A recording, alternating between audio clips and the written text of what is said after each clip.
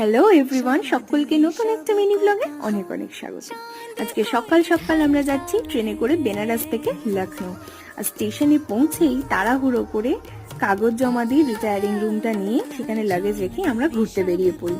প্রথমেই যাই the famous বড়া ইমামবাড়া দেখতে, আর এই হলো সেখানকার মসজিদ, আর এই হলো বড়া ইমামবাড়ার ভেতরের দৃশ্য। এরপর আমরা ঘুরে দেখি ভুলভুলাইয়া, এবং ভুলভুলাইয়ার ছাদ হলো এটা। এখান থেকে কিন্তু পুরো লখনৌ শহরের দৃশ্য দেখা যায়।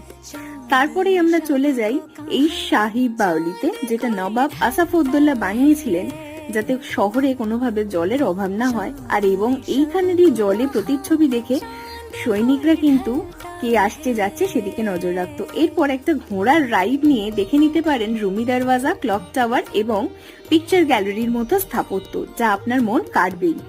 এইভাবেই কাটলো দিনটা। আর ভালো লাগলে অবশ্যই সাবস্ক্রাইব করে দেবেন।